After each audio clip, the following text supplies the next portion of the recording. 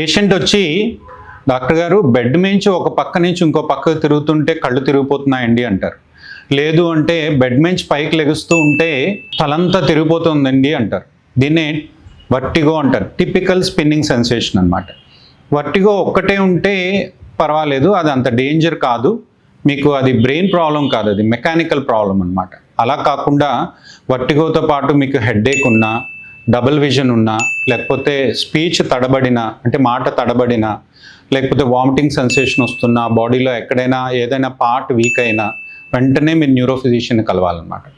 అలా కాకుండా only vertigo ఉందనుకోండి, మీరు ఈఎన్టీ డాక్టర్ దగ్గరికి వెళ్తే సపోర్టివ్గా కొన్ని మెడిసిన్స్ రాస్తారు. బట్ క్యూర్ అవ్వాలంటే మాత్రం కొన్ని టిపికల్ ఎక్సర్సైజ్ చేసుకోవాలి. డాక్టర్ గారే చెప్పడంతో పాటు లేదంటే ఫిజియోథెరపిస్ట్ దగ్గర పంపిస్తారు. మీరు ఆ ఎక్సర్సైజ్లు రెగ్యులర్గా చేసుకుని నెమ్మదిగా మెడిసిన్స్, ఈ బీటాహెస్టైన్, సినరిజైన్, మెక్లిజైన్ వీటి నుంచి బయటపడాలన్నమాట. అలా కాకుండా ఎక్సర్సైజ్ చేసుకోకుండా కంటిన్యూస్గా మెడిసిన్స్ మీదే డిపెండ్ అయ్యారనుకోండి, మీకు దానివల్ల చిన్న ఇబ్బందులు వస్తాయి. కాబట్టి ఆ ఏం ఎక్సర్సైజ్ చేసుకోవాలో నేను పార్ట్ 2లో చెప్తాను. అవి నేర్చుకొని చేసుకోండి. లేదంటే ఏదైనా మంచి ఫిజియోథెరపిస్ట్ దగ్గరికి వెళ్తే నేర్పిస్తారు. అయితే ఏ కారణాల వల్ల వస్తుందంటే 80% ఇన్నర్ ఇయర్లో బీపీపీవి, బినైన్ పరాక్సిస్మల్ పొజిషనల్ వర్టిగో అంటారు. ఇది 80% వర్టిగో కారణం అనమాట. అన్ని మిగిలిన కారణాలు ఉన్నా ఎక్కువ దీనివల్లనే వస్తుంది అనమాట.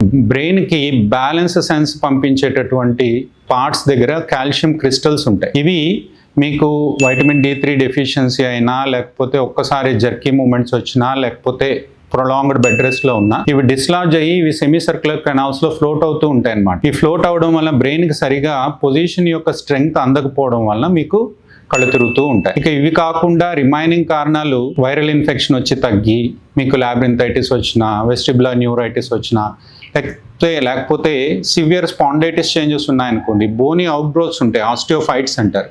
ఇవి మీకు వర్టిబ్రల్ ఆర్టరీ లాగా సర్వైకల్ స్పైన్ యొక్క వెనక నుంచి ఇలా వెళ్తుంది.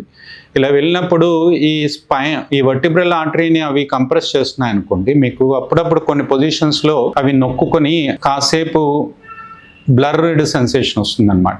సో ఇది సర్వైకల్ స్పాండిలైటిస్ ఉన్న వాళ్ళకు ఉంటుంది. అది కాకుండా మీకు బీపీ తగ్గినా, షుగర్ తగ్గినా, హిమోగ్లోబిన్ అంటే సివియర్ ఎనిమిక్ అయినా కూడా మీకు కళ్ళు తిరుగుతూ ఉంటాయి. ఇవి కాకుండా మనకి స్క్రీన్ టైం ఎక్కువైపోయి స్లీప్ తగ్గిపోతుందని చూసారా, స్లీప్ తగ్గిపోయినా కూడా, నిద్రలేమి వలన కూడా మీకు వర్టిగో వస్తుంది అన్నమాట. ఇవన్నీ టెంపరీ. ఎక్కువగా బీపీపీవీ వలన వస్తుంది. దానికి టిపికల్గా కొన్ని ఎక్సర్సైజ్ చేసుకోవాలి. అవి ఏంటో నేను పార్ట్ 2లో చెప్తాను. Thank you.